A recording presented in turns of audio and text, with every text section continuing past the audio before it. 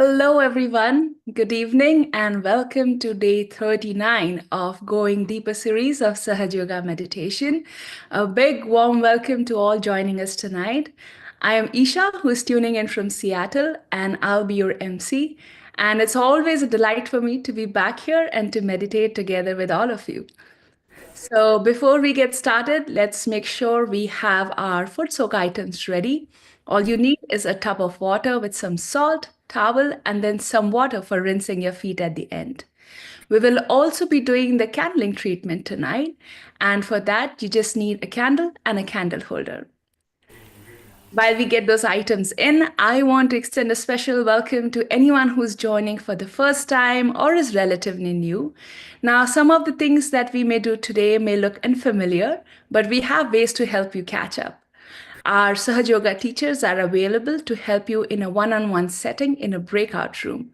You can connect with them right away or anytime during the program by sending a message to breakout room help in the chat, and they will get you connected with a teacher. And that teacher can then help you catch up on everything that you've missed so far. And of course, all of our session recordings and handouts are available on our website.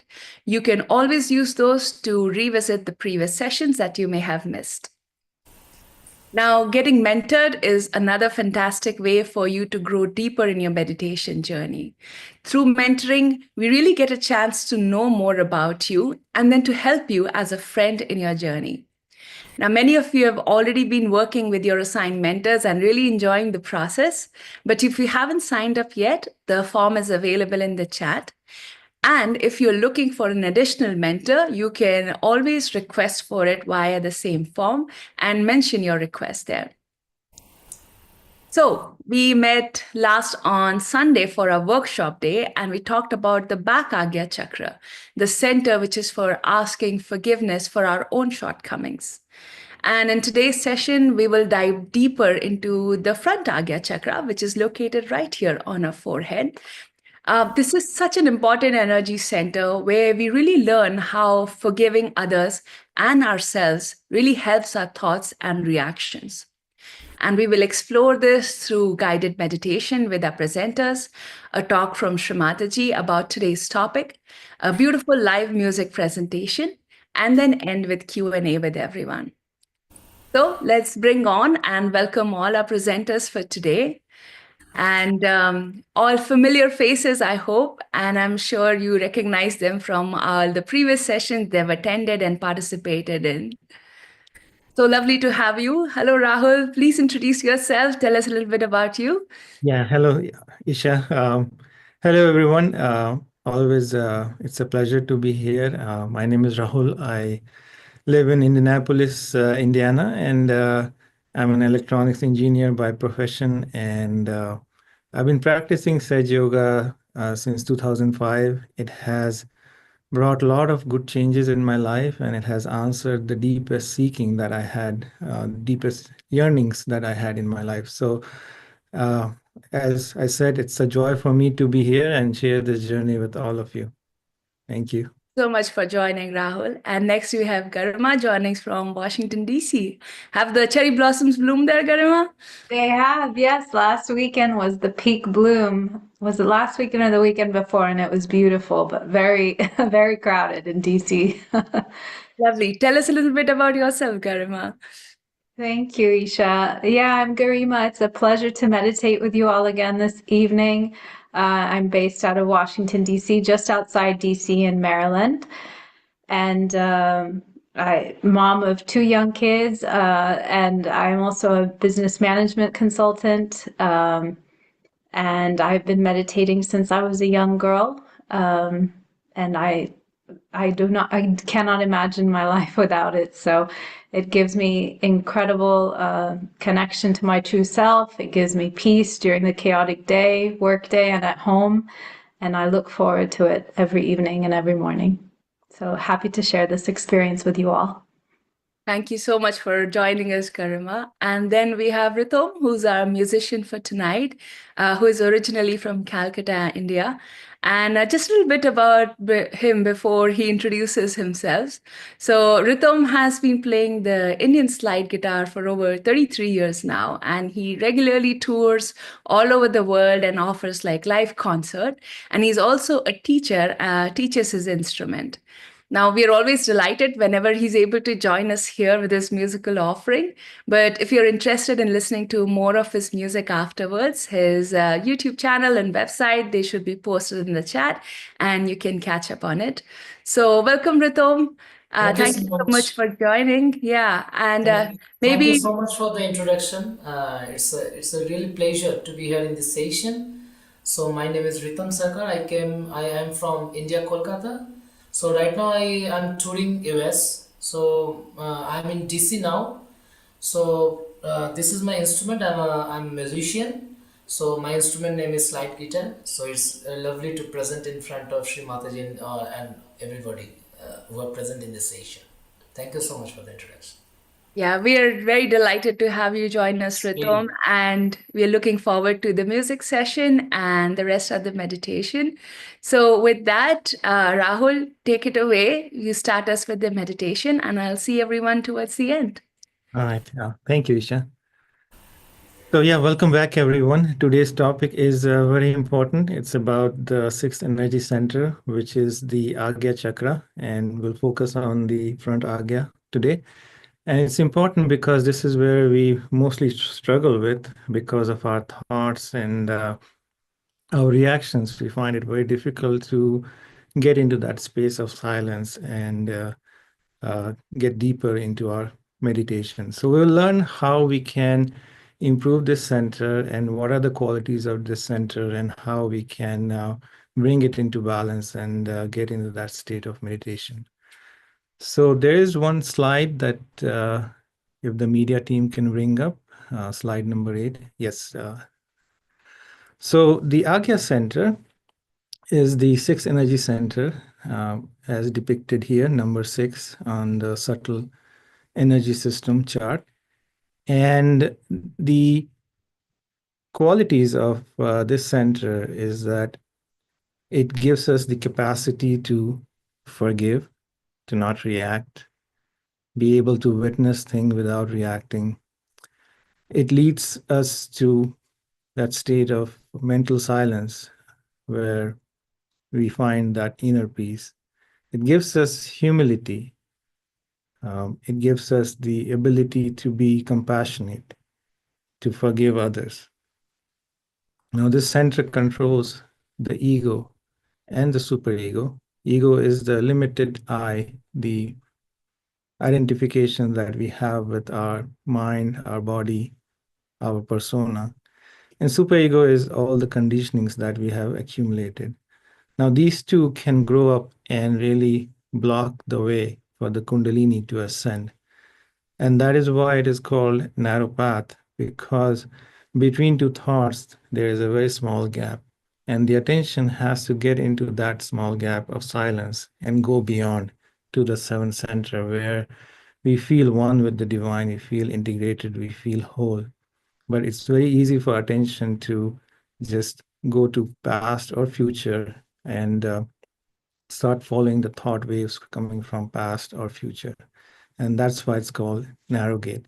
But we can expand this space of silence as we meditate, as we clear out this center and establish our attention on our Sahasrara. All right, so with that, let's get started today. We'll start with foot soak. And hopefully you have a bucket in front of you with water ready. So let's bring both the palms on our lap.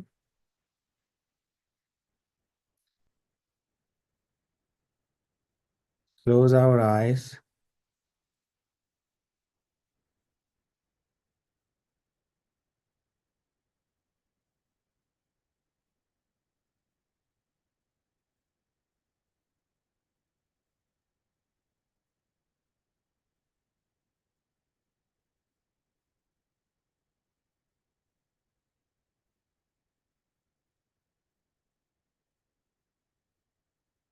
Take a few moments to just relax.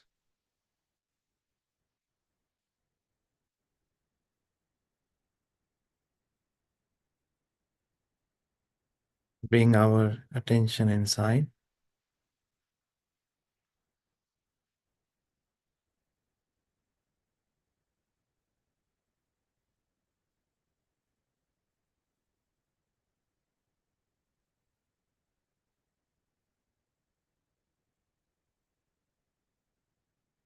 Take a few deep breaths.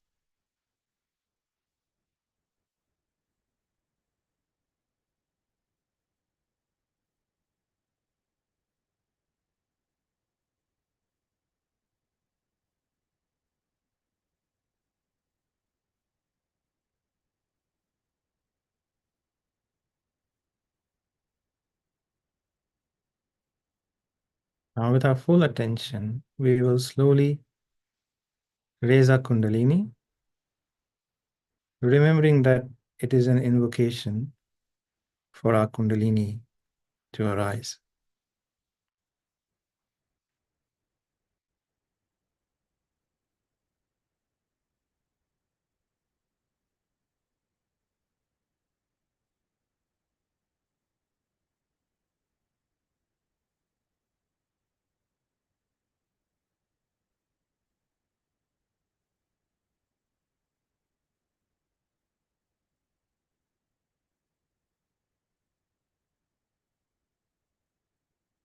Now we take Bandhan.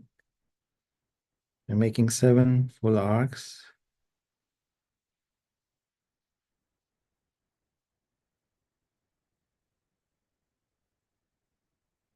This is the aura of protection around us.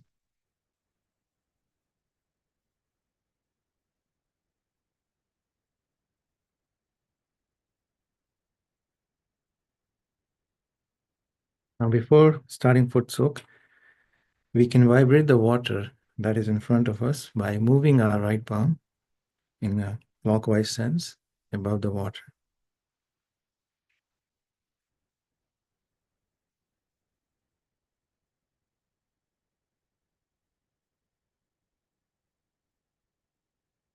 Now let's put our feet in the water.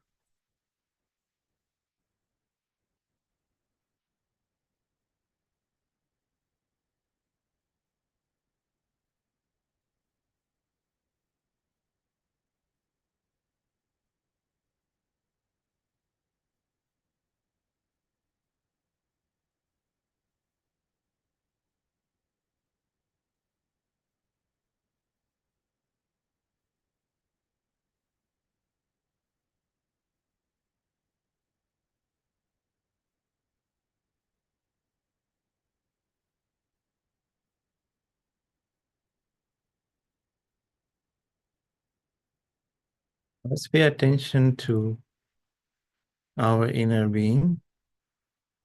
See how we feel inside, how we feel on our left palm and on our right palm.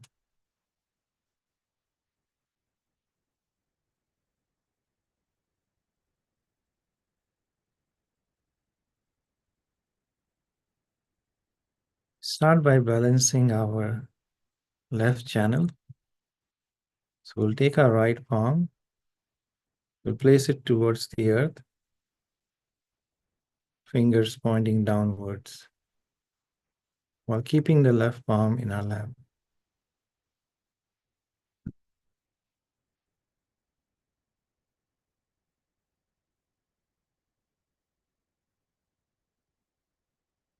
We can pay general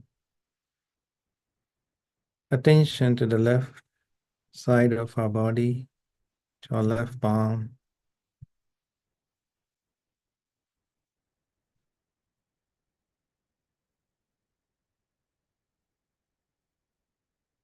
And here we say inside, in our heart,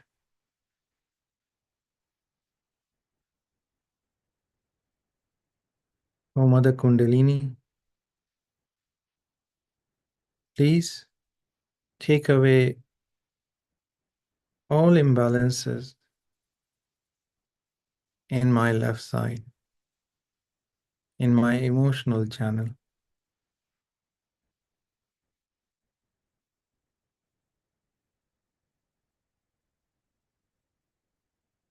Take away any negative emotions, any feeling of sadness, lethargy,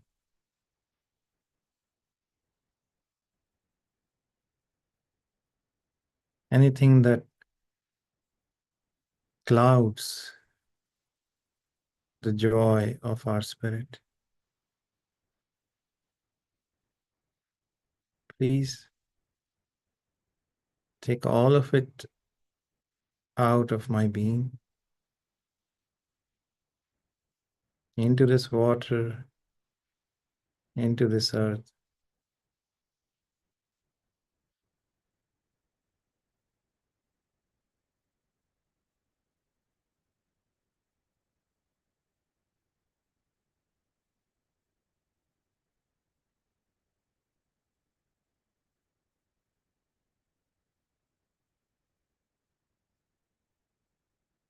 Very patiently witness the process.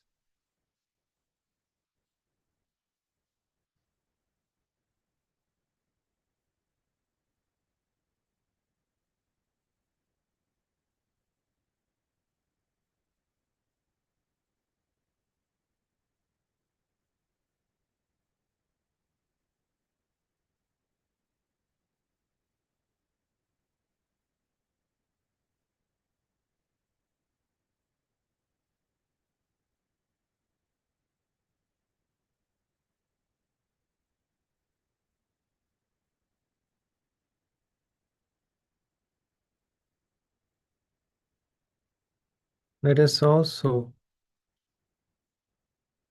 detach from any negative events from the past. Let's forgive our past, forgive ourselves.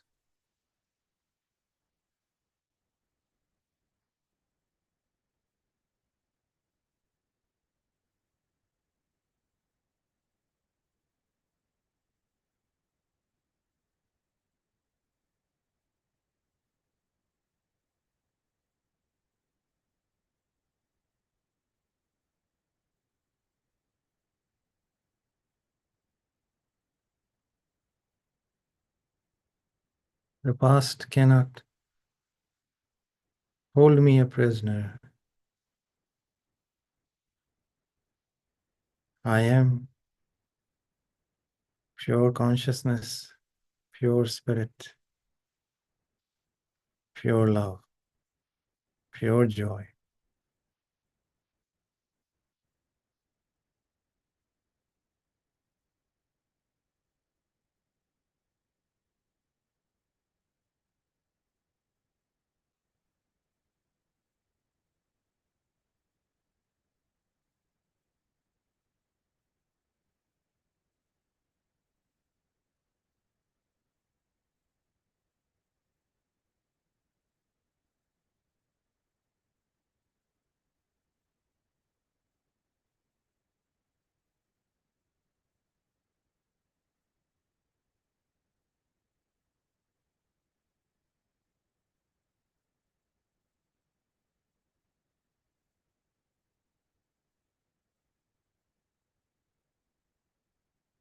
And we can take our right palm and put it on the right hand side of our head. This is where our superego is. To bring it into balance, we have to affirm the truth of our being.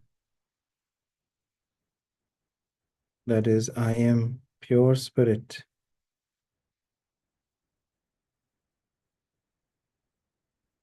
I am a pure spiritual being.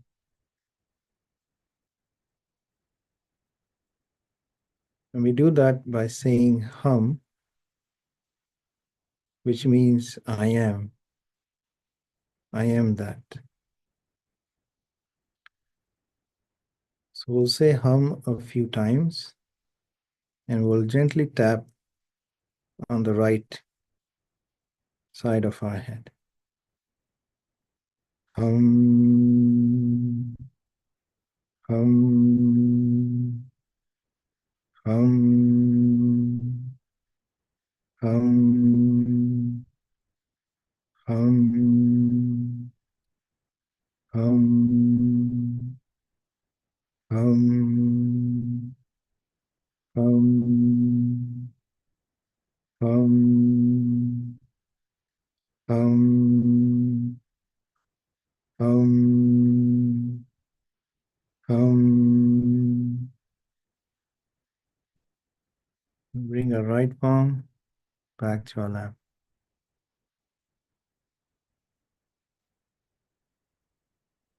Now let's balance our right side. We'll take the left palm towards the sky.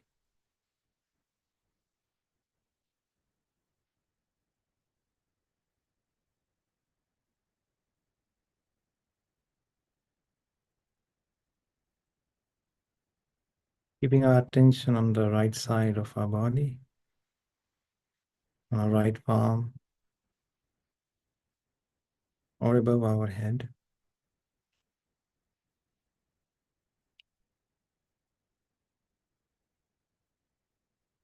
We pray inside that Mother Kundalini, please take away all the imbalances in our right side.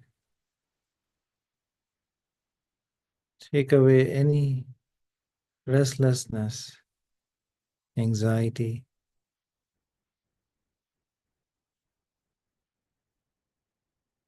excessive heat of action, all the concerns about the future.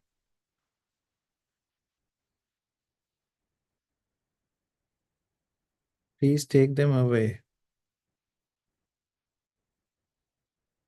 and dissolve them into the air and the space element.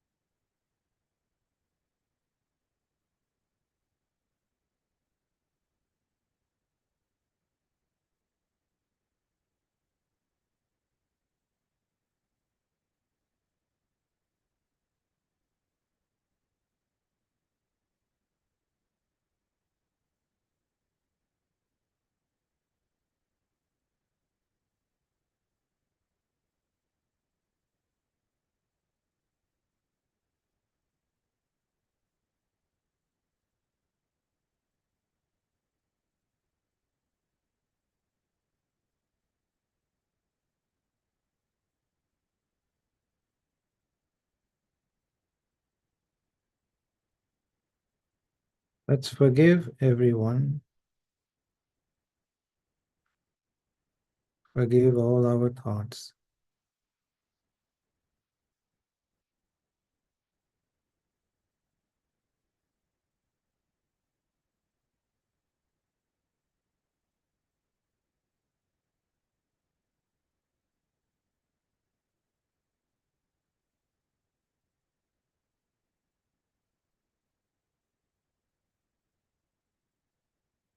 Also helps to let go of the sense of doership. Mother, I do nothing. It is the divine power that does it all.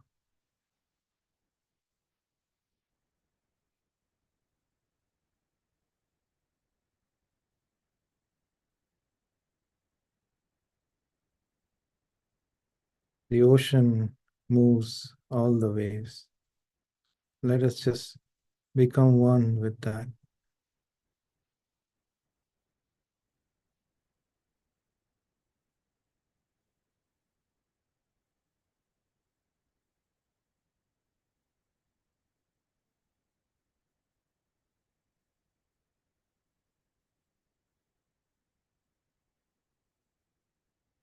Now we can put the left palm on the left hand side of our head.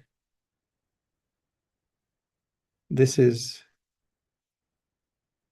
the ego side within us. Now to bring it into balance, we say, I forgive.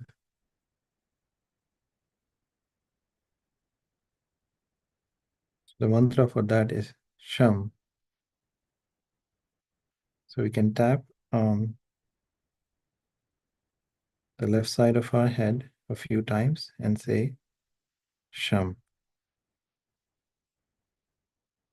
Sham, Sham, Sham, Sham, Sham, Sham, Sham, Sham, Sham, Sham, Sham, Sham, Sham, Sham, Sham, Sham. I forgive. I bring our left palm back to our lap. Let's raise our Kundalini energy a few times along our spine.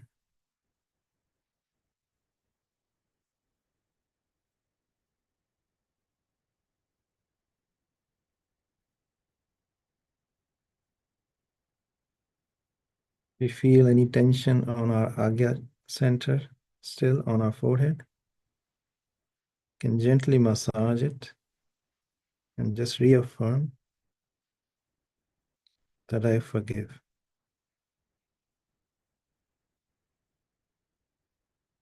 and I surrender all my worries.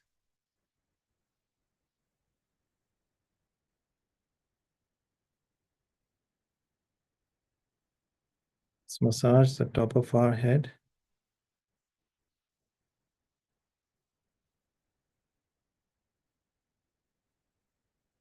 We can just say Om a few times. Om.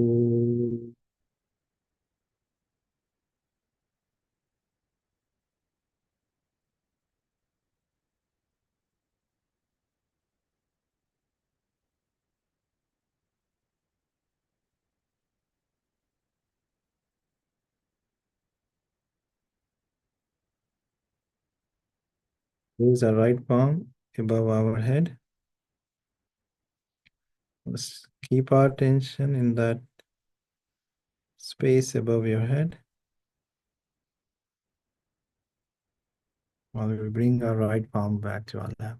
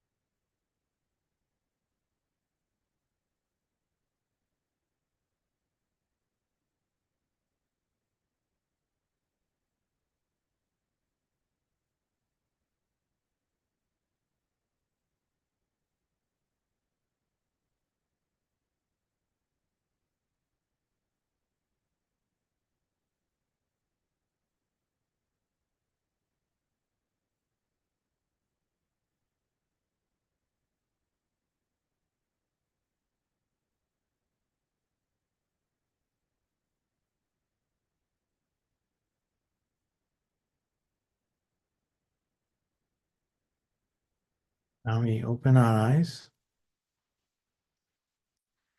So let's finish our foot soak by rinsing our feet with fresh water.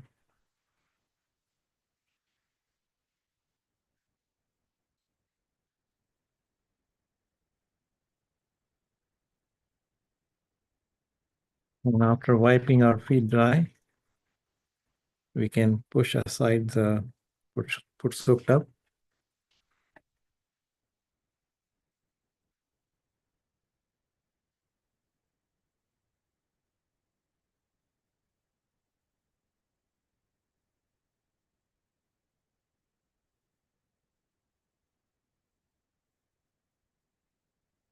Next, we will listen to an excerpt of a talk by Shri Mataji. So let's keep our attention here and listen to the talk.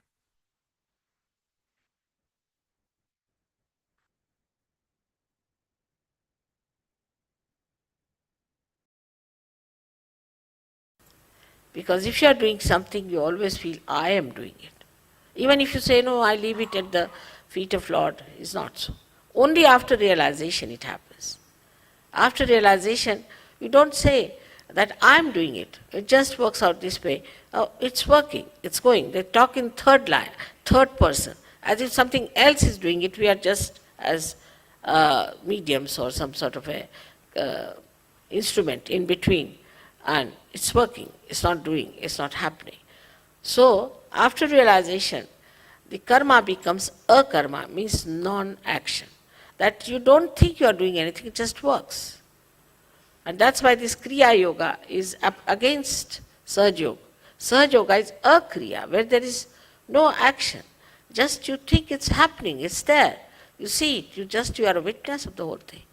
So here what happens that when the Kundalini rises, when she goes to the Agnya Chakra, which represents, as you say, the third eye, whatever you may call it, it is between the optic chiasma, and it looks after the pituitary and the pineal body.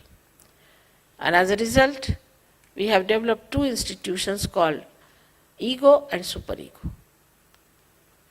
The ego is the one which tells us, I have done it, I am doing this. Both these institutions are sucked in by the enlightenment of this center. And that's how the thing opens out. And all your karmas are sucked in. So there's no problem of karmas.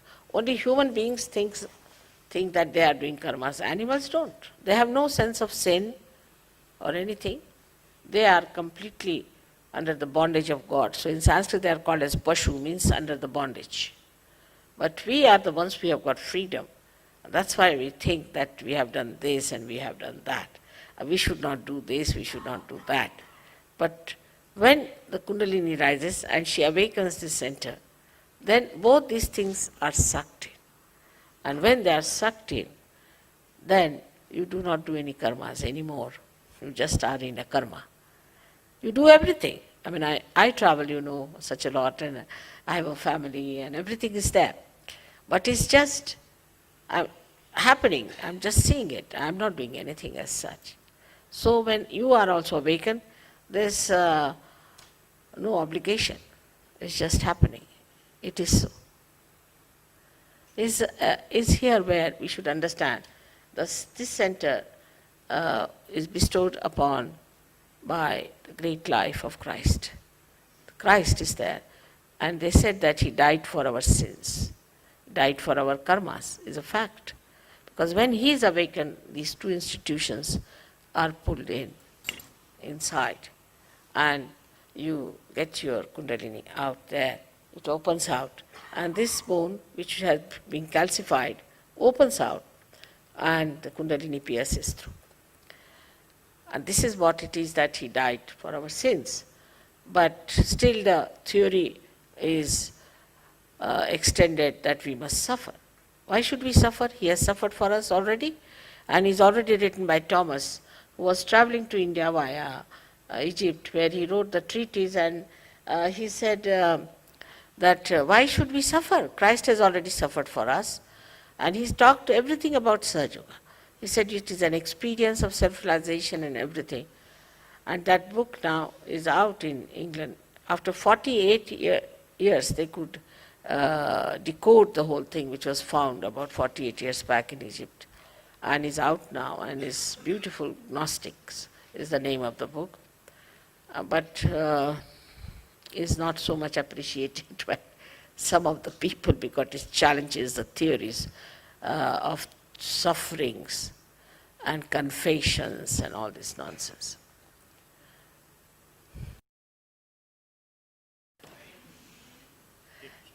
You cannot awaken yourself. You see, you have to have one enlightened candle to enlighten another candle. This candle, which is not enlightened, cannot enlighten itself. But there's no obligation. But you can correct. Once it is awakened, you can correct it, you can develop it.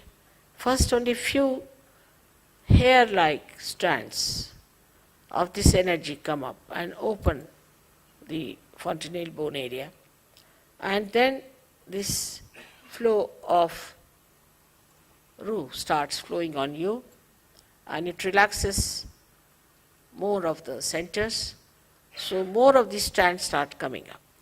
So you can develop it at your will by understanding it, but you cannot enlighten yourself by yourself. All other meditations are artificial. You are in meditation when you are in such. Unless and until Kundalini is awakened and you are one with the divine power, still thinking all the time, how can you stop thinking? There is one thought that rises and another thought that falls off. Again another thought comes up and it falls off.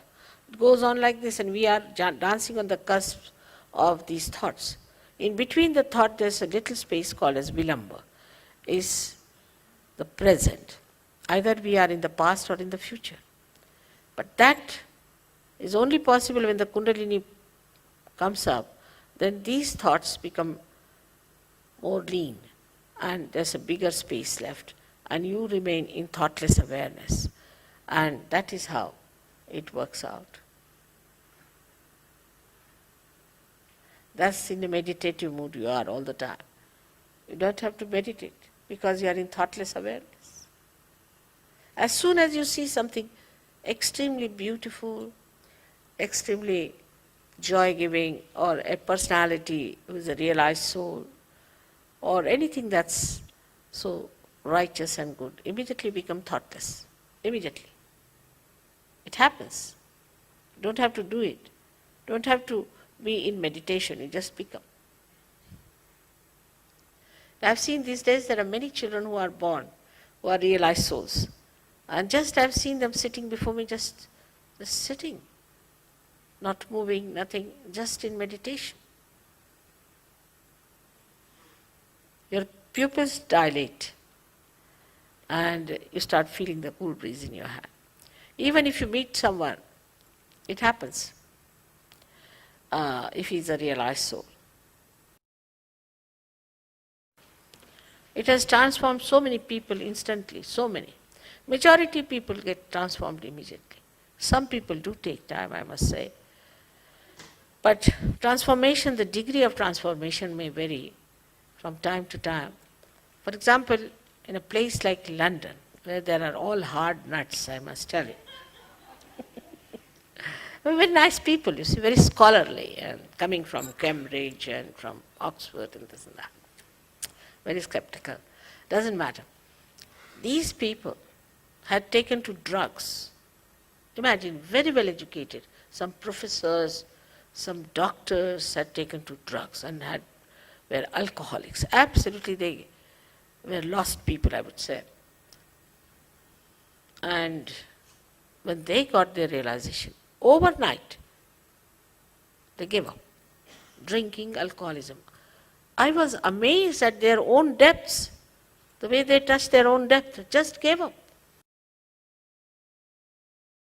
Yes, people start judging others because they don't know themselves. Once you know yourself, start judging yourself first of all. This is the last judgment, where you judge yourself. It's written in the Quran that your hands will speak and they will give witness against you. And you get frightened about yourself. Oh God, I've got this. And like the other day, somebody came, Mother, please solve my problem. I said, what has happened? My Agya is horrible. It means I am very egoistical. So the attention goes to yourself, and you start correcting yourself, and you look at the good points of others.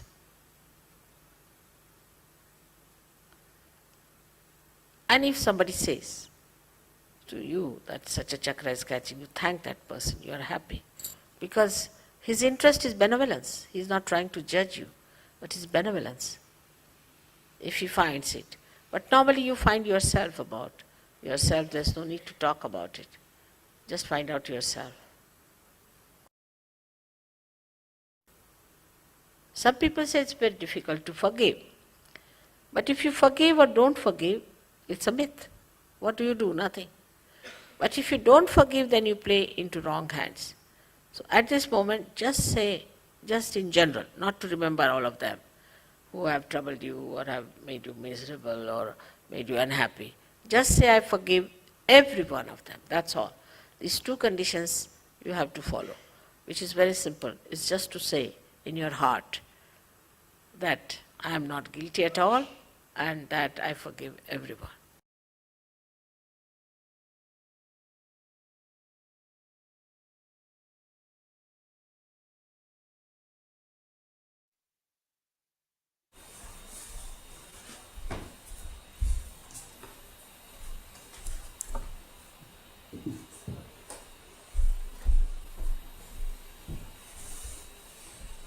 We can continue the meditation with the eyes closed and enjoy the music.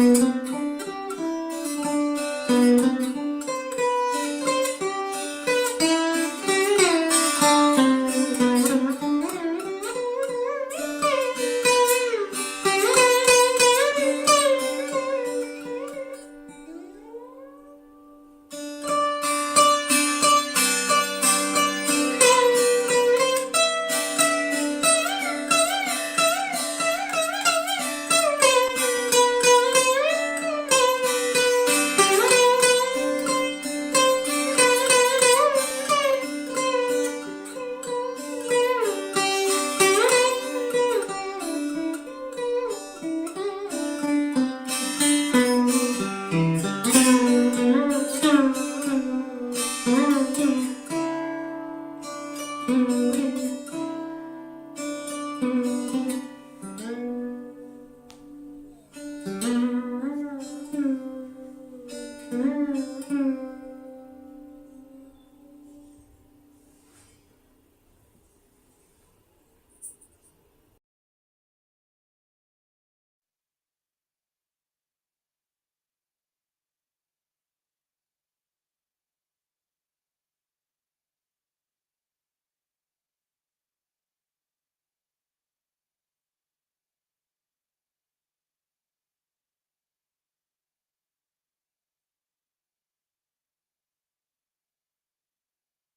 We can keep our attention inside, keep our eyes closed.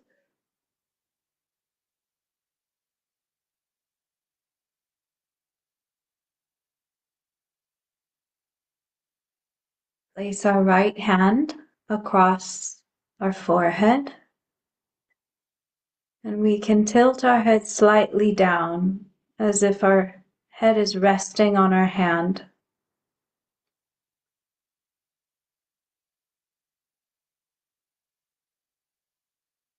And once more, we can request the Kundalini energy to please clear any imbalances from this center, our Agya, that may be preventing us from fully entering that state of thoughtless awareness, of silence.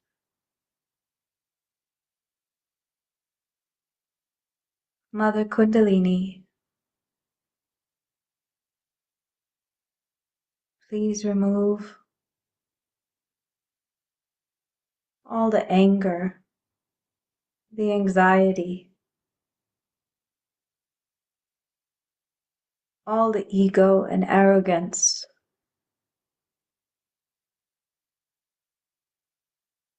Please shed all illusions within me that I am the doer.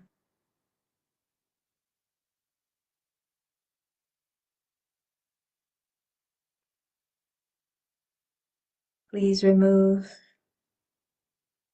any negative thoughts from my past and anxiety about my future, and release all the strain and tension on my brain, on my mind. I surrender all of this to the divine power.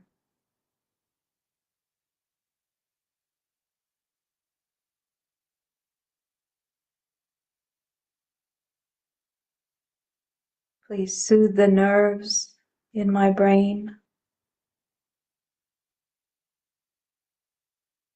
and take me through this narrow gate into the Sahasrara, into meditation.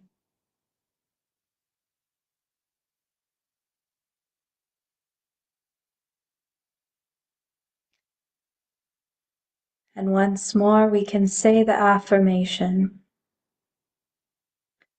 I forgive myself, and I forgive everyone.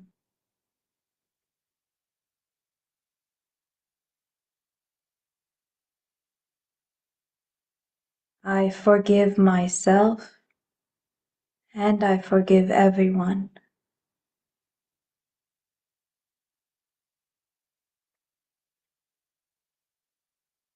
We can bring our palm back to our lap.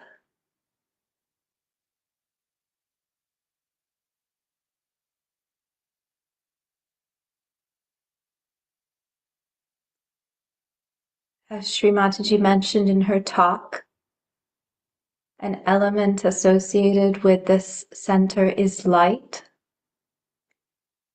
So we can also use a candle. If you have one handy, you can use it now or use this as a guidance for doing this in the future.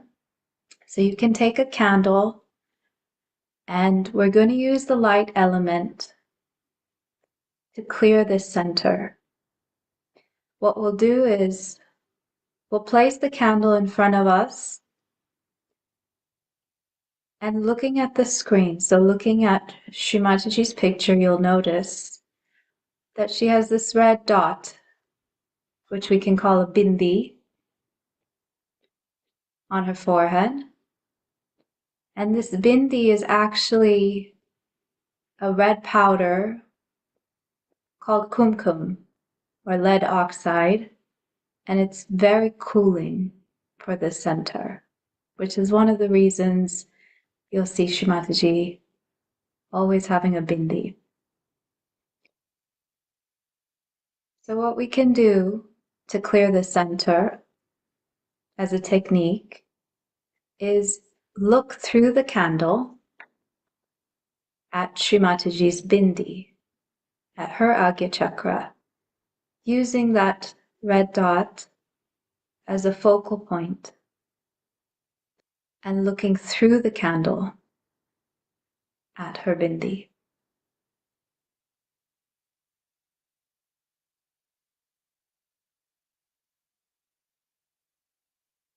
Keeping our eyes open and looking through the light.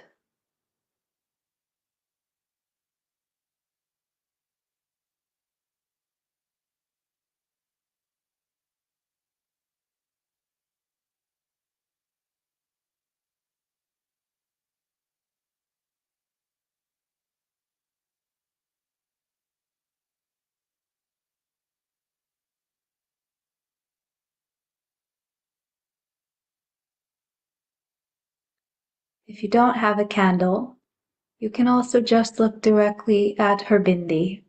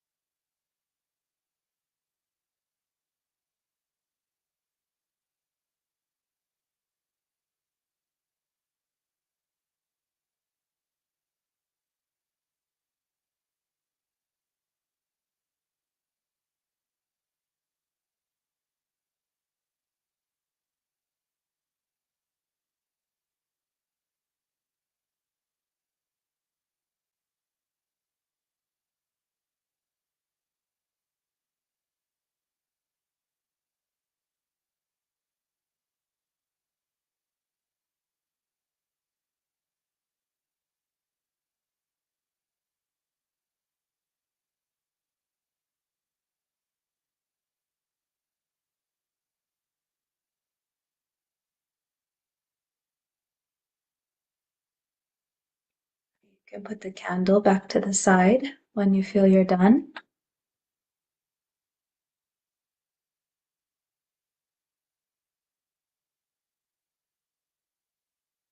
Let's close our eyes again.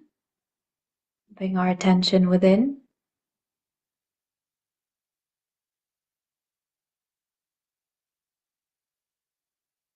Let's place our attention at the very base of our spine, at the first center, the Muladhara chakra,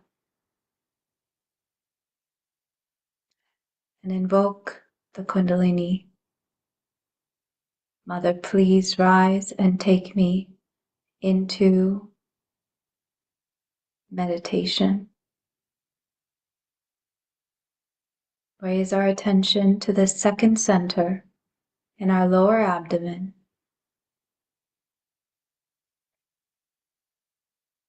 Keep raising our attention along our spine to the third center, the Nabhi chakra in our upper abdomen. Keep raising our attention up our central nervous channel to the heart chakra. Keep raising our attention to the center of our throat, the Vishuddhi chakra. Now let your attention pass between your eyebrows to the center of your forehead, the Agya Chakra.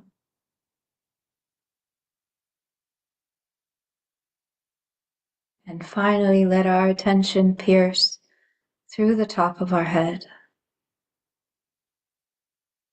to the Sahasrara chakra.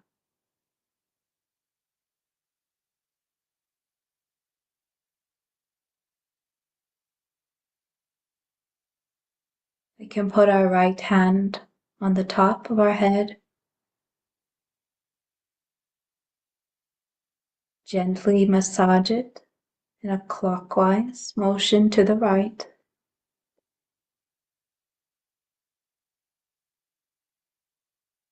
Mother Kundalini, please establish my self-realization.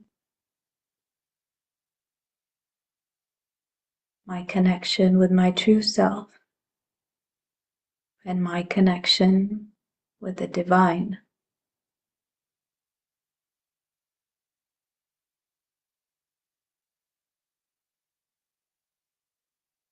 Raise our hand a few inches above our head.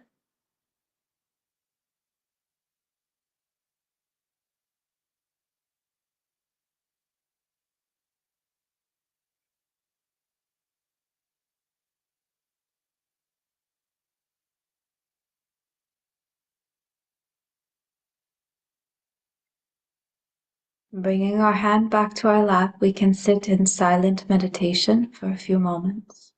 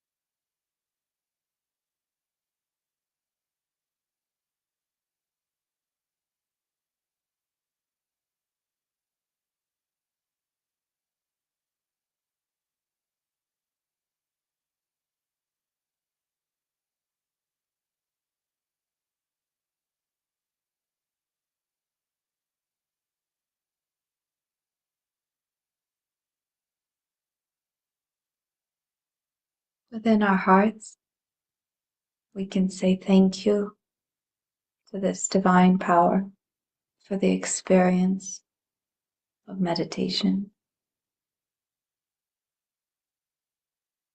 With humility, with gratitude.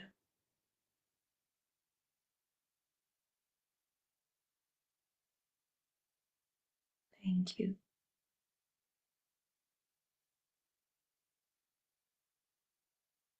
We can come out of our meditation slowly and raise our Kundalini energy.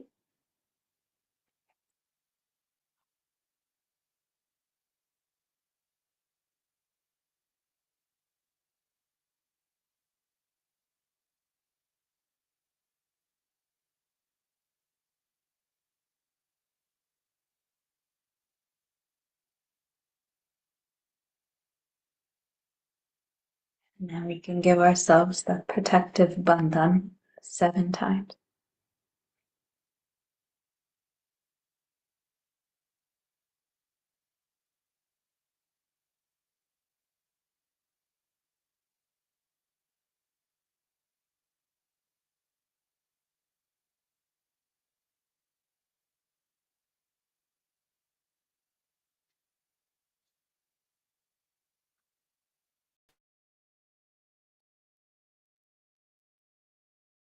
Thank you so much, Karima. What a blissful experience that was. And I could really feel that my mind was slowing down more and more as the session progressed.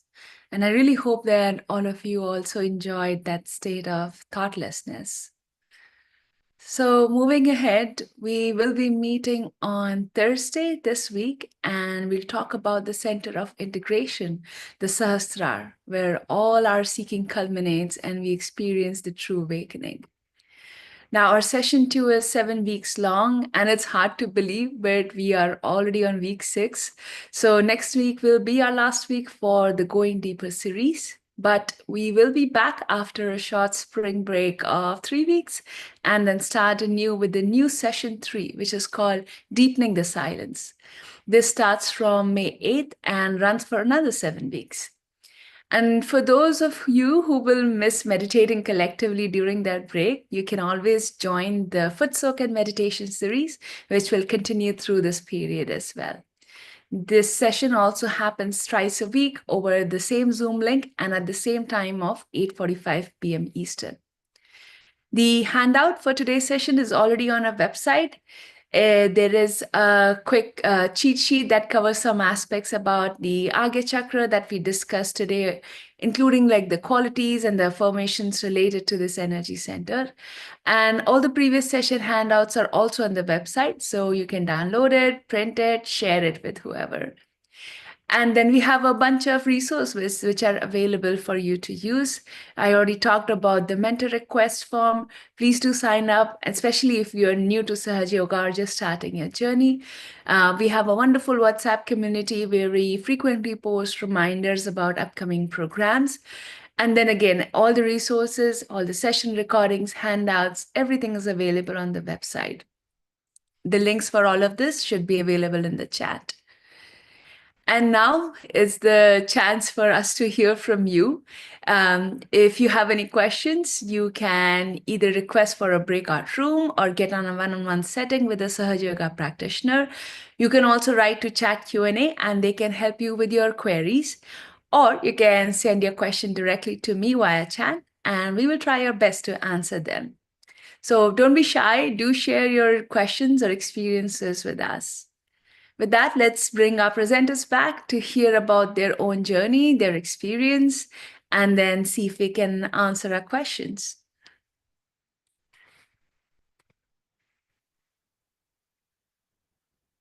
Welcome back to Garima and Rahul. Thank you so much for the beautiful meditation today. And here's a question for you. So, how have you changed in your understanding of forgiveness and your ability to forgive since you've been practicing Sahaja Yoga? So, Rahul, maybe if you can give some examples of how this has impacted you. Yeah, definitely. It's been a journey, and deeper layers of understanding arise as we move deeper in this journey. And yes, in the beginning, uh, we forgive, but what I realize as I practice Saj Yoga more, that if we forgive someone, then yeah, we cannot hold any form of resentment with that person or situation. We have to really let go. We cannot keep any negative feelings or be upset with that person or situation. We really have to detach, and that's what forgiving means. And but as I went even further into the experience of meditation, I realized that when in that silence you feel the joy of your spirit, and more you identify with your spirit, you recognize without any doubt that you are that, you are the pure spirit. And then also you recognize your oneness with everything, with the divine and the innate oneness of all things. And then you recognize that, okay, I'm spirit, so is everyone, pure spirit. So whom are we angry with and whom are we forgiving? Even the act of forgiveness becomes a myth. Ultimately, it's a state where you are that. Forgiveness is your nature. You don't even have to say that I forgive, but you become forgiveness.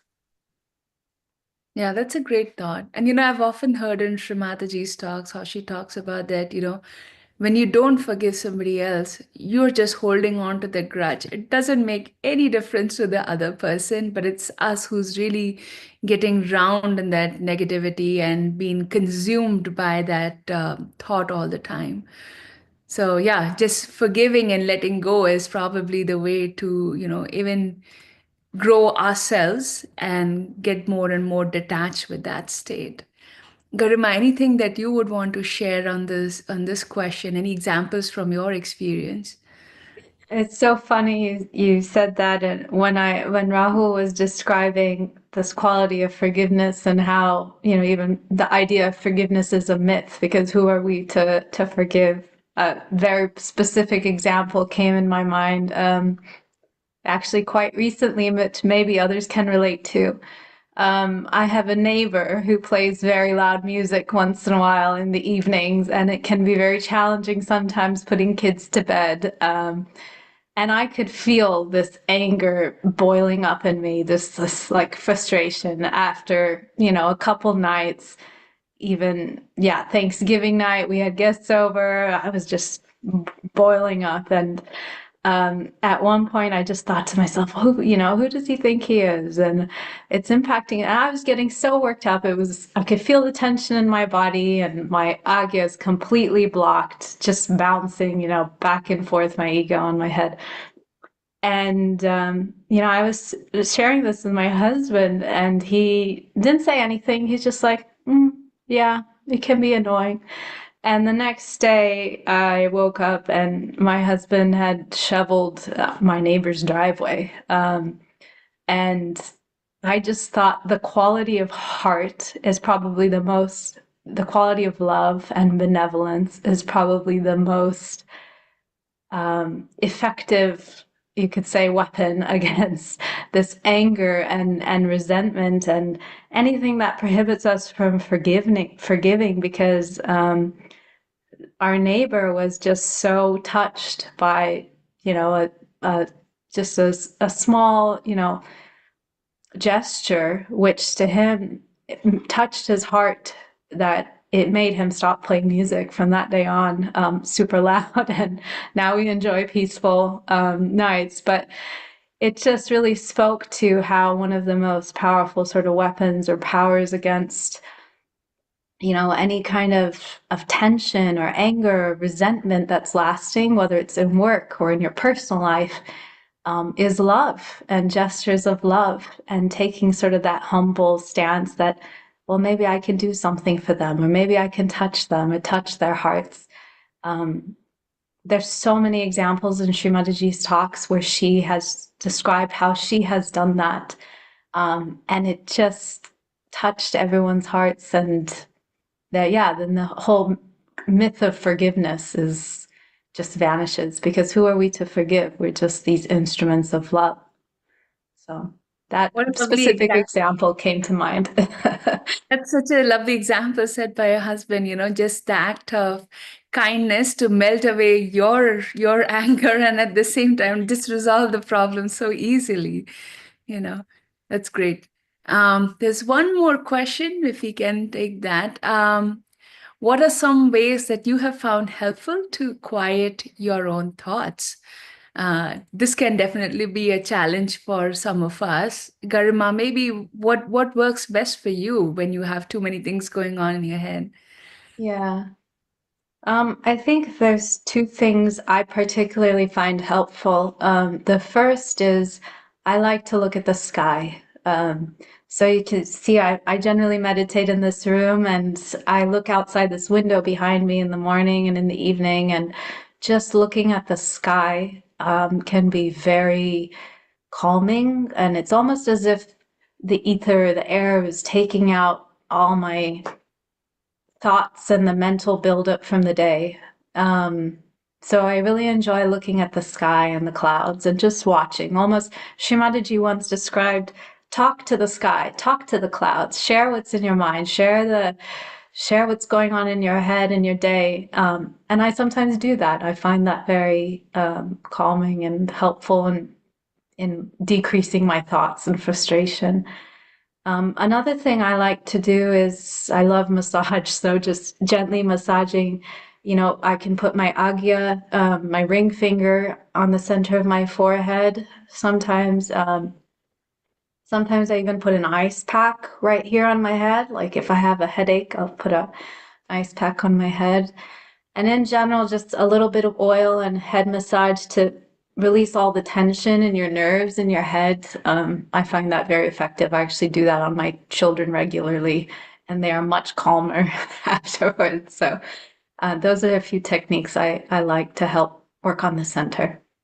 Yeah, what's better than a lovely head massage to relax you down? Mm-hmm. Yeah. Rahul, maybe your examples, anything that works really well for you when you have, too many thoughts buzzing in your head and it's really hard, gets hard sometimes to even meditate, and doesn't calm down. Yeah, my go-to solution, if possible, is to go into nature, go outside and spend time in nature and just relax and meditate. One thing that really helps is to put your head on the earth and just stay that way and just pray that Mother Earth suck away all the tension that is there in my head. And it works quite powerfully. Feel that clears up the Agya center. And yes, massaging your head, looking at the sky, all of these things work. The other thing is also, even when the thoughts bombard our head, after realization, the love of the divine is always there in our heart, shining, even though it's clouded, but there's little bit of sun which is visible. So what you have to do is follow the threads, follow the source of the love, and focus your attention on it. And what I do is take my attention to the heart. I forget worrying about clearing the Agya at that point when it's not working out, and just focus my attention on the feeling of that love and the vibration. And what happens is that when I put attention to that, then that love expands, and that gratitude takes place in the heart. And then as that love expands, it drifts away the clouds of thoughts. And then you find yourself, you're back in that state of oneness. Yeah, that's wonderful to hear. And one thing that I learned much, much later after many years of practicing meditation is how to really activate our desire, like our pure desire to get into that state. Earlier I used to think that, I have to do, certain, of course, different techniques that we do, they always help. But I find myself circling back more into just getting in touch with that desire within myself again, because the Kundalini acts just on our desire, not on anything else, but just very sincerely asking Mother Kundalini, like, Mother, this is what I want to do. I just want to meditate now. That's my only desire. And then I've seen that sometimes that just works, just asking from the heart, and then you feel that that the clouds have disappeared after a while and you're actually able to get in the state you're looking forward to. So Very important to keep the heart involved in all the techniques we do. yes, Otherwise they don't work. yeah, absolutely. That's what that Sahaja Yoga is based on, having that heart and having that pure desire. There is no other way to enforce or make anyone feel any other experience. So one last question maybe we can take is, what techniques do you use to clear your Agya Chakra specifically? I know we already talked about being out in the nature, using the sky and the earth element. and we use the light light element today in the candling.